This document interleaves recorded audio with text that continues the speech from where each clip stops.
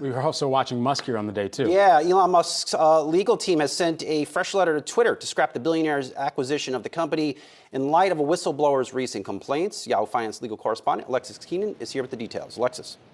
Hey, Brian. Yeah, this is a letter that Musk attorneys have sent, and it's filed in the SEC filings here. So that's where we're seeing it. And this is really additional justification for terminating the $44 billion merger between the two parties. It's really more ammunition to that original letter that Musk's attorneys had sent to Twitter, terminating back on July 8th. Now, this new letter, it's based largely on the publication of that whistleblower report that came from Twitter's former chief, the head of security, Peter Zatko. He filed that with U.S. authorities, accusing Twitter of both lax security measures and also its executives of purposefully evading knowledge of its spam and bot numbers. Now, this new letter says that Twitter is in breach of the merger agreement on 6 different parts. It goes after the company's representations at the time that the parties entered the contract. So let's take a look at what those 6 things are, according to Musk's lawyers.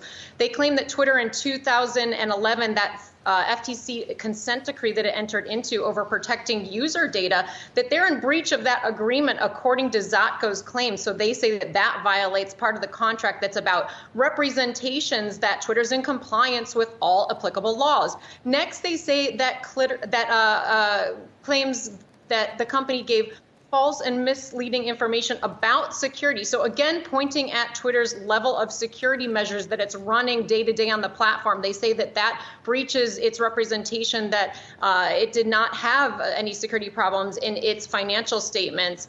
Also saying that Twitter's CEO gave false and misleading reports to the board in order to cover up what they say are flagrant vulnerabilities in Twitter's security and data protection protocols. That goes to part of the contract that Twitter represents. It has no knowledge of fraud that involves anyone in the management levels. Also, some additional claims there by Musk's lawyers saying that the company failed to disclose what it should have seen as legal risks, representing in the contract that there was no threatened or pending lawsuits that the company was facing, and also that it wouldn't face any government investigations that it knew of at the time. And finally, their apparent lack of a license for Twitter's core machine learning. We're still trying to find out more about what that claim is exactly.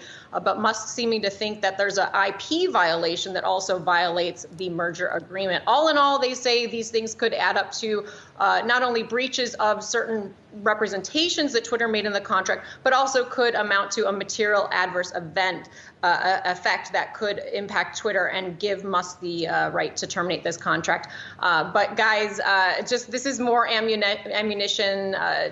Musk's lawyers point out that the parties believe that their original claims still stand, but this is just in addition to those claims. So Musk here coming out in full force and using that Zatko complaint to back it up.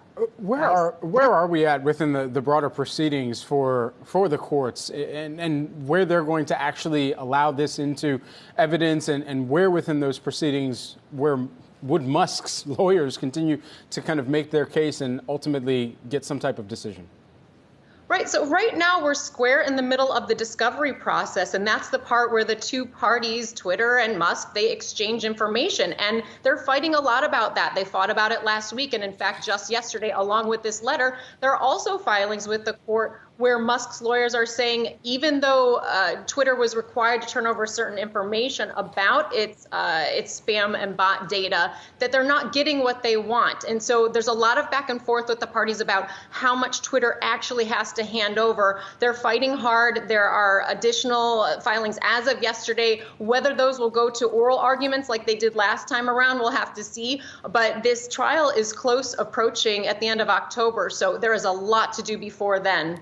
Alexis, thanks so much for breaking this all down, continuing to keep us up to speed on all of the proceedings here with this case. Appreciate it.